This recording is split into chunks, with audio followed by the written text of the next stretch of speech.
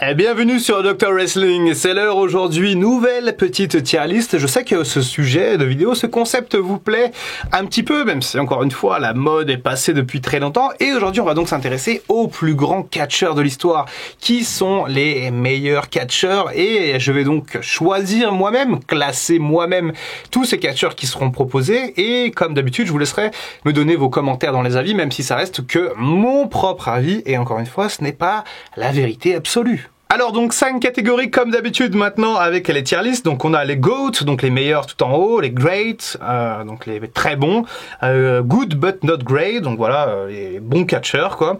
Not at full potentiel, donc ceux qui n'ont pas vraiment exploité tout ce qu'ils avaient, et Trash.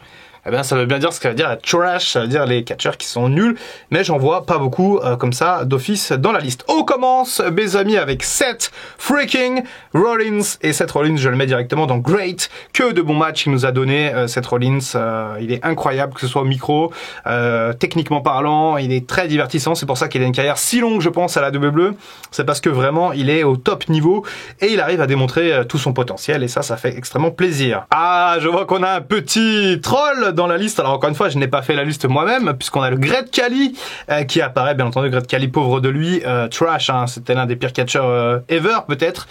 Il a accidentellement comment dire ça sans se faire démonétiser, ôté la vie de l'un de ses collègues en s'entraînant au catch sur une souplesse mal portée, il me semble. Donc voilà, c'est pour vous dire un petit peu le niveau du Great Khali dans le ring, quoi. C'était pas l'assurance tout risque, hein. Bret Hart, Bret Hart. Ah, c'est dur, parce qu'en plus, sur quels critères véritablement on se situe? Est-ce que c'est uniquement sur le critère technique? Mais quand on dit les meilleurs wrestlers of all time, pour moi, ça comprend tout. Ça comprend la technique, ça comprend le charisme, le micro. Bref, c'est tout un tas de facteurs. Ah, est-ce que Bret Hart, je peux le mettre dans GOAT? Bon, je garde Bret Hart pour la fin, ok?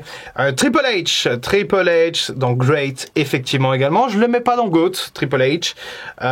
Et pourtant, il a une science du ring absolument fabuleuse. Ça a été l'un des plus grands heels. C'est compliqué, en vrai. Ce que je suis en train de faire, cette tier list, là, c'est pas une bonne idée. C'est pas une bonne idée. D'ailleurs, tiens, je vois pas l'Undertaker dans la liste. Ah, si, il est là, c'est bon, pardon. Triple H dans Great, pour le moment, peut-être que je reviendrai sur mes propos à la fin de cette vidéo, au moment de faire un bilan. Pour le moment, je laisse comme ça. Rob Van Dam, je le trouve excellent comme catcheur, mais je trouve qu'il a jamais pu vraiment être à son potentiel, au plus haut de son potentiel. Par exemple, quand il a été champion de la WWE en 2006, d'ailleurs, il s'est fait péter par la Wellness Policy parce qu'il fumait des joints. Donc, putain, dommage. J'aurais adoré voir un règne vraiment long de Rob Van Dam avec, pourquoi pas, de la qualité, des gros matchs, un vrai statut de main eventer. Et pour moi, il n'a pas été à son statut, à son plein statut. Ensuite, Chris Jericho. Chris Jericho, je le garde pour la fin aussi, c'est compliqué. Big Show, on va mettre le Big Show. Good but not great. Le Big Show, c'est pas un mauvais catcheur, mais c'est pas non plus un grand catcheur. Voilà, ça fait bien partie de la moyenne, on va dire, des catcheurs. Donc le Big Show mérite bien sa place de good but not great. Ric Flair, les amis, Ric Flair, ça part dans GOAT. Et oui.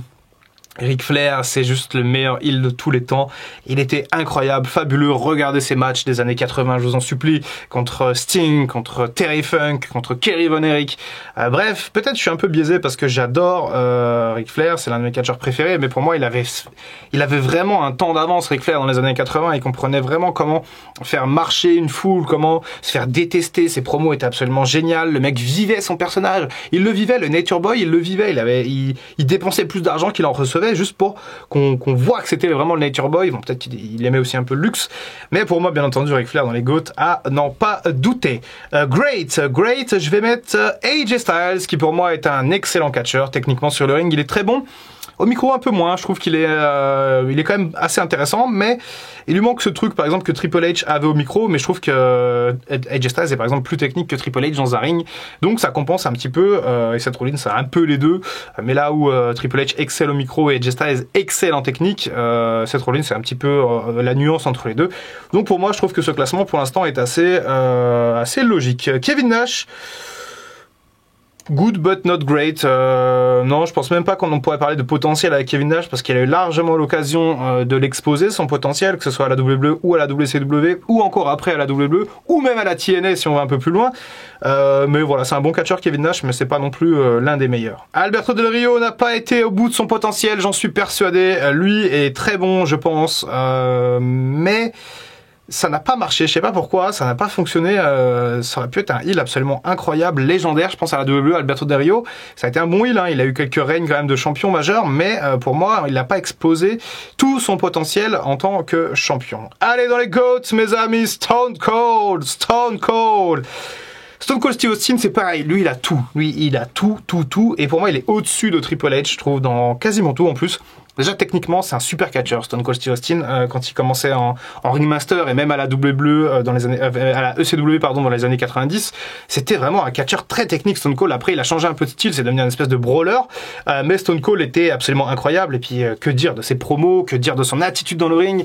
Stone Cold, c'est le seul catcheur, quand il rentre, il vous regarde comme ça dans les yeux, dans la caméra, il vous donne des frissons. Sur certaines de ses entrées, c'est absolument glaçant, et je trouve que lui, il a vraiment tout compris au business, Stone Cold, et c'est pour ça qu'il a été si haut, c'est parce que le mec aimait le business déjà, et il a tout compris comment ça fonctionne, et donc forcément il a sa place parmi les GOAT du catch, à n'en pas douter. Baron Corbin, encore un petit troll, du coup, bon, il a rien à faire ici, mais effectivement c'est assez intéressant, parce que je vais pas le mettre dans Trash, Baron Corbin, je vais le mettre dans Not a Full Potential, parce que pour moi, Good but not great, ok, Baron Corbin n'est pas non plus un peintre, il a fait beaucoup de progrès ces dernières années, mais encore une fois, on l'a jamais vraiment vu à une bonne place, une vraie gimmick. On l'a vu dans sa gimmick naze là de chef de je sais plus quoi en 2019 quand il catchait en costard. Là, c'était horrible cette période. Donc voilà, un peu déçu pour Corbin parce que je suis persuadé que le mec quand même a un certain potentiel. Là, il y a cette espèce de rivalité, de storyline Happy Corbin trop chelou en ce moment. Ça me plaît pas des masses. Encore une fois, Corbin peut-être un catcheur manqué par la WWE d'ici quelques années. On pourra dire ça de Corbin parce qu'il a pas montré tout son potentiel.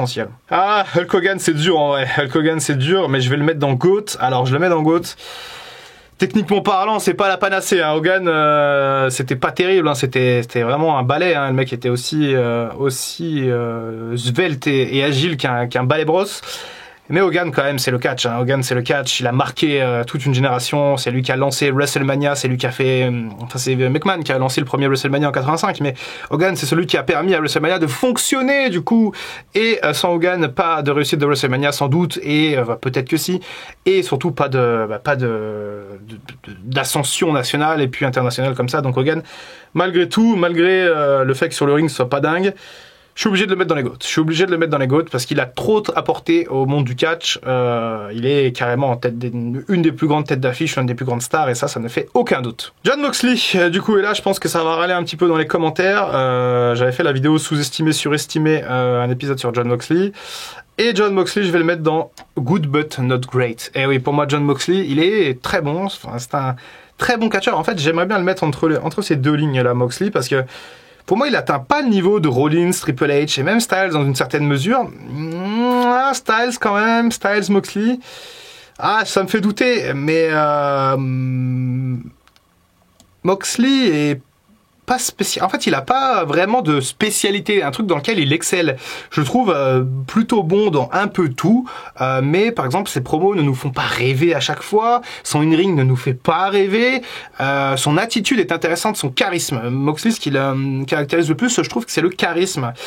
Et du coup, quand on parle de meilleur catcheur, pour moi, ça pose un petit peu un problème. J'adore John Moxley, hein. J'adore le voir. Il me fait quelque chose à chaque fois que je le vois. Je kiffe le voir en tant que champion AEW, mais il lui manque un truc à Moxley. Je n'irais pas vous dire, il lui manque un truc. Pour moi, il lui manque ce truc-là. Encore une fois, ce ne sont que mes choix. Hein. Ce n'est pas la vérité absolue. Inutile de s'insurger comme des dingues. Mais pour moi, Moxley, je le mets dans Good but not great. Hein. Désolé, mon cher Mox, je t'aime beaucoup, mais je te mets pas dans les great. Par contre, Monsieur CM Punk, lui, je le mets dans les greats. Alors, je le mets pas dans les GOAT, CM Punk. Pareil, il a marqué l'histoire du catch, un peu comme Triple H. Il a eu un règne très, très marquant, une qualité de ring absolument géniale, des superbes matchs. Mais pour moi, il est pas dans les GOAT du catch. CM Punk est un très bon catcheur. Encore maintenant, il fait des choses pas mal chez AEW, même si c'est moins bien qu'avant.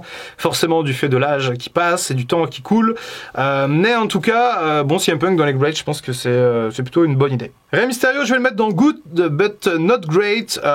Bon catcheur, Rey Mysterio, très bon catcheur, bon luchador, excellent notamment à son époque de la WCW. Je sais pas si vous avez vu ses matchs avec Eddie Guerrero, Dean Malenko, Justin Liger à l'époque à la WCW dans les années 90. Là, il est à son top niveau, Rey Mysterio, dans les années 90. Il est tout jeune, mais il est à son meilleur niveau de luchador, de high fly. Après, il se pète les genoux, je sais pas combien de fois, il se fait les croisés des deux genoux, il se pète les jambes, les hanches, bref.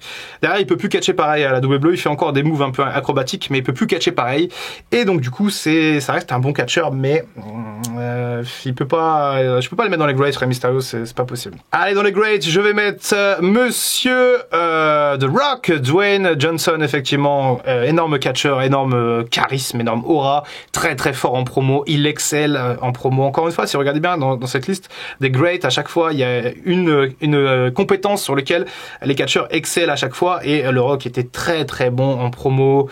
Dans son attitude, dans son charisme. Sur le ring, c'était pas mal aussi, hein. Techniquement parlant, c'était pas mal, mais encore une fois, c'était pas non plus dingo, hein. Le Rock, c'était pas non plus. Ah bah tiens, Shawn Michaels, j'allais dire, c'est pas Shawn Michaels. Bah figurez-vous que Shawn Michaels, il est même pas dans la liste. Je sais que les fans de Shawn Michaels vont pas être contents, mais Michaels n'est pas dans la liste. Michaels, je l'aurais mis dans Great, à côté du Rock, comme ça au moins c'est fait, clairement. Daniel Bryan, du coup, et plus globalement Bryan Danielson, pareil, je vais le mettre dans Great, hein, franchement. Et je vais le mettre dans Great, Danielson, parce que il a un parcours vraiment très bizarre, considéré comme le meilleur catcheur du monde à l'époque où il est en indépendant, dans la fin des années 2000. Ensuite, il passe à un espèce de rookie à la WWE qui va ensuite monter petit à petit pour arriver à ce moment-là où il est double champion là, après WrestleMania 30. Derrière, il se pète la nuque, il se pète l'épaule et il doit prendre sa semi-retraite jusqu'en 2018 ou 19. Et ensuite, il quitte la WWE après un dernier run pas terrible pour arriver chez AEW où c'est vraiment pas mal. Donc, Bryan Danielson sur le ring, c'est vraiment excellent. C'est ça le truc, c'est qu'il excelle. Hein, donc, ouais, pour moi, en fait, dès qu'un catcheur excelle dans un truc, ça fait partie des plus grands. Hein. Et techniquement, dans le ring, il est très bon. Il a pas mal de charisme aussi, Danielson. Il est adoré. Il a une connexion avec la foule. Puis sa connexion avec la foule à WrestleMania 30, le Yes Movement. Rien que pour ça, je suis obligé de le mettre dans Great. Franchement, rien que pour le Yes Movement, je suis obligé de le mettre dans Great. Il y a rien à dire. Edge. Alors, Edge, j'aurais été tenté de le mettre entre good but not great. Edge, c'est un peu atypique. En fait, le problème de Edge, c'est que si on s'arrête à sa carrière en 2011 quand il arrête, je le mets clairement dans good but not great. Edge, c'est un bon catcheur qui a fait le boulot, qui a été un excellent heel. Sauf que depuis son retour de retraite, du coup, je le trouve particulièrement excellent. Edge est particulièrement bon, que ce soit dans le ring, que ce soit dans ses promos, que ce soit dans son attitude, dans ses personnages. Je le trouve meilleur en fait qu'avant en fait Edge, et ça me pose problème parce qu'aujourd'hui maintenant j'aurais tendance à le mettre dans Great, alors que tout le début de sa carrière je l'aurais mis dans Good but not Great. Et aujourd'hui j'ai l'impression que Edge il est au summum en fait de ses capacités. Donc eh ben je vais mettre Edge dans Great, hein, alors que s'il était jamais revenu de retraite, je l'aurais clairement mis dans Good but not Great. Bravo Edge, ta globe comme on dit. Alors Kane, je pense que je vais le mettre dans not full potential parce que Kane pour moi il y avait plusieurs choses à faire. Quand il arrive en 97 c'est la folie, hein, pleine attitude era, il est masqué, il a des cheveux longs et tout, c'est la folie Kane. Ensuite derrière il y a un peu la descente aux enfers. Et globalement j'aurais bien aimé voir autre chose de Kane en fait. C'est un peu ça le problème, c'est que je reste un peu sur ma faim avec le Big Red Monster et donc je vais le laisser dans full potential. Il n'a pas été au bout de son potentiel. Dans Great, et ça va peut-être vous surprendre, je vais mettre un certain Brock Lesnar. Et oui, Brock Lesnar, alors, pour ceux qui le connaissent que depuis pas longtemps, il faut savoir que Lesnar, quand il a commencé en 2002, c'était juste un monstre puissant, technique, agile. Le mec savait tout faire sur le ring, c'était vraiment un monstre. Dans son personnage, il était aussi excellent. La WWE a tout de suite misé sur lui et a raison, parce que le mec avait déjà tout à l'époque. Le charisme, l'attitude, l'aura, la façon de faire. Il connectait pas trop avec le public en 2002, Brock Lesnar. Aujourd'hui, pareil, il a toujours un peu de mal à connecter avec le public. Mais il fait quand même le boulot et il connecte avec le public depuis qu'il est face, pardon, excusez-moi. Mais en tout cas, surtout sur le ring, Brock Lesnar nous a montré des matchs de folie, hein, que ce soit donc avant sa retraite en 2004, sa première retraite, quand il fait des matchs contre Benoit, Angle, Guerrero, c'est super, et même après son retour, hein, ces matchs-là contre Baylor, contre Styles, contre Danielson, franchement, ça marche très bien, surtout avec les petits gabarits d'ailleurs.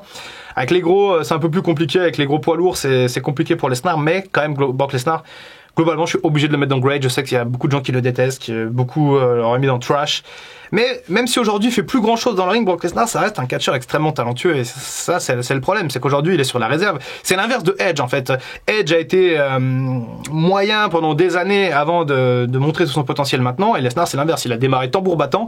Et aujourd'hui, il est un peu sur la réserve. Il se préserve. Ah bah on a une autre version de Kane là, du coup avec un masque que j'avais pas vu. Eh ben, Kane avec un masque, en vrai, c'est good, hein, c'est good. Franchement, c'était pas mal. Bon, du coup, c'est celui-là qui avait pas son potentiel. Une fois qu'il se démasque, après, il avait plus de potentiel. Bref.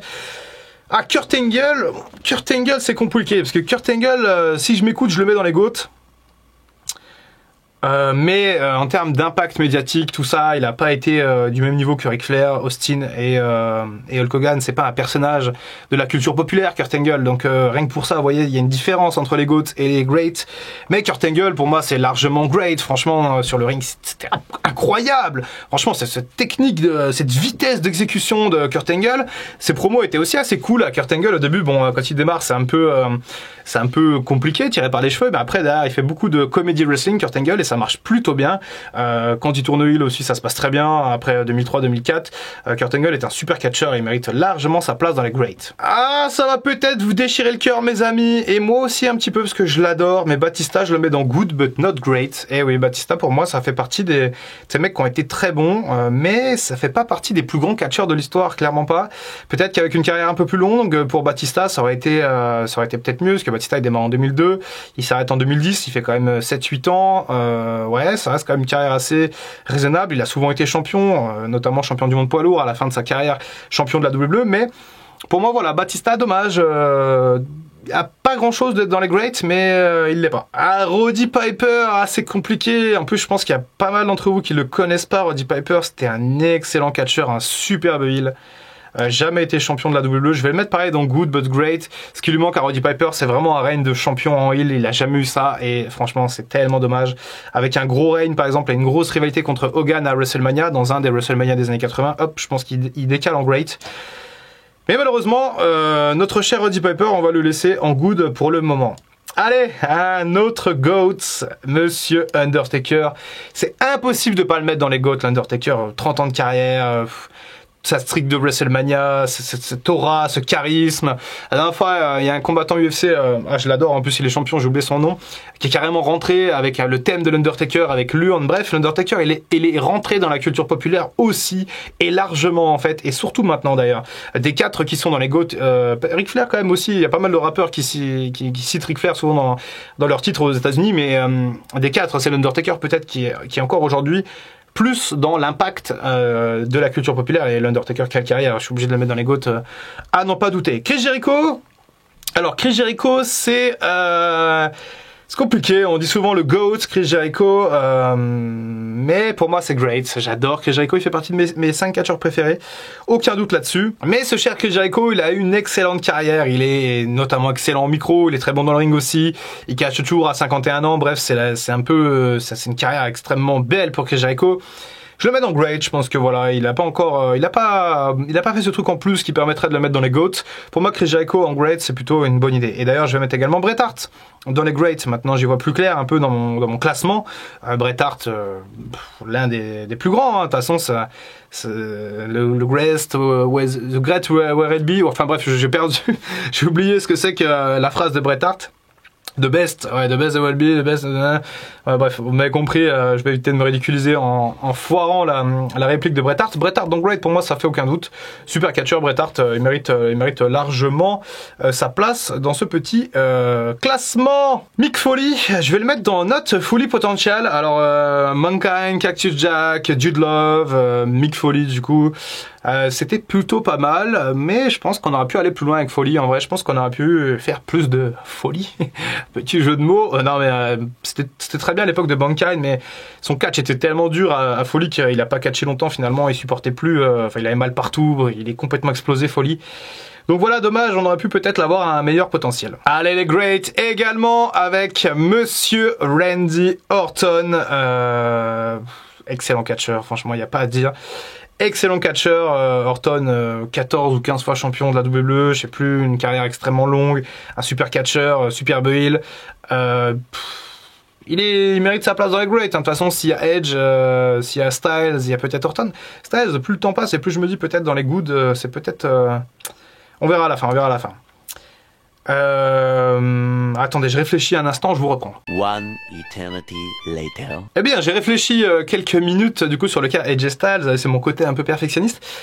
Et finalement, je pense que je vais basculer AJ Styles dans les good, parce que quand même, Styles, si on y pense bien, il y a ces belles années à la WWE, mais est-ce qu'on peut comparer véritablement le Styles avec le Triple H, CM Punk, le Rock? Encore une fois, je disais que techniquement, il était très bon, hein, Styles, sur le ring, il était très bon. Styles, en vrai, vraiment, il m'emmerde un peu parce qu'il faudrait caler entre great et good but not great. C'est un peu, c'est très compliqué de le foutre quelque part, Styles, parce que sur le ring, il est bon. Mais je sais pas, pour moi, il est pas du niveau de Jericho, Orton, Angle, Bret Hart, Lesnar. Il manque un truc, un petit truc pour Styles. Et pour moi, ouais, Moxley, Piper, Batista. Ouais, après Kevin Nash, Big Show.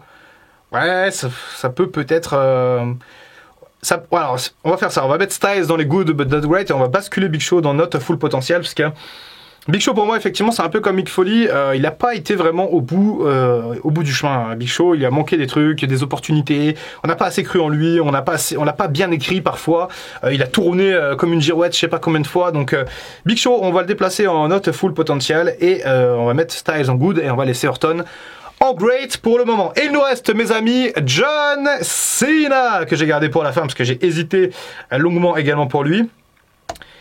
Et après une réflexion importante en moi, j'ai quand même décidé de le mettre en GOAT parce que tout simplement, John Cena a quand même marqué une génération de catch. Il est largement dans la culture populaire aujourd'hui, il est partout. John Cena, c'est un acteur super demandé à Hollywood, un peu comme le Rock. Si vous regardez bien, il y a un peu les figures, hein, il y a un peu les figures de, alors si on met un peu Ric Flair et Undertaker de côté, il y a vraiment les figures de la WWE, Hogan le précurseur, Austin qui sauve la WWE pendant l'attitude era, et ensuite Cena qui vient consolider un petit peu, et derrière on pourra mettre un Roman Reigns d'ici quelques années. Ça me paraît totalement logique de mettre finalement John Cena dans les GOAT, même si moi peut-être je l'aurais mis dans les great. Il est quand même recordman du nombre de titres avec Ric Flair, ils ont 16 titres chacun. À l'heure où je tourne cette vidéo, peut-être qu'entre temps ça aura changé, mais je pense pas. Bref, John Cena, ça reste quand même... il y a qu'à voir, ils ont sorti son skin sur Fortnite il y a quelques temps, c'est dire à quel point le mec, même s'il catche plus, il est toujours vraiment dans la culture populaire, et c'est un skin en plus de catch qu'ils ont sorti. Enfin bref, c'est qu'un exemple parmi tant d'autres, mais John Cena il est vraiment important, il est dans la culture, il est dans tout ça, il a marqué tout un tas de fans de catch, il a marqué l'histoire du catch et de la WWE. Même si encore une fois, hein, je le trouve pas excellent promo, je le trouve pas excellent sur le ring, il connecte quand même beaucoup avec la foule. Voilà, et il vend surtout beaucoup de t-shirts. John Cena, c'est peut-être ça qui a fait qu'il a été mis au sommet pendant presque 15 ans. Voilà mes amis pour cette tier list, n'hésitez pas à me dire ce que vous en avez pensé. Donc petit rappel, Ric Flair, Undertaker, Hulk Hogan, Austin et John Cena dans les GOAT, Rollins, Triple H, Punk, Rock, Danielson, Edge, Lesnar, Angle, Jericho, Bret Hart, Orton dans les greats, dans les good but not great, j'ai mis donc Kevin Nash, Moxley, Mysterio, Kane en version masquée, Batista, Piper et Styles, et qui n'ont pas élevé finalement tout leur potentiel, qui n'ont pas eu assez de chance, Rob Van Dam, Del Rio, Corbin, Kane démasqué, Mick Foley, le Big Show. Et dans les trash, bien entendu, parce que c'est un petit troll de la personne qui a créé cette liste, le Great Khali, bien entendu, il fallait mettre quelqu'un dans le trash, et donc le Great Khali a cette place, malheureusement pour lui. N'hésitez pas à commenter cette tier list, ça me fait extrêmement plaisir d'en faire, j'en ferai encore d'autres, que je vais distiller un petit peu comme ça, par-ci par-là. Et puis voilà, on se retrouve très bientôt pour une prochaine vidéo, c'était le Dr Wrestling, à bientôt pour un prochain projet, en attendant, comme d'habitude, prenez soin de vous! I can feel the blood creeping up from the heathens. Got will, got fight, got pride, got reason. If they wanna go eat, then you know I'm gon' feed them. If you're coming for me, hope you're ready for a demon.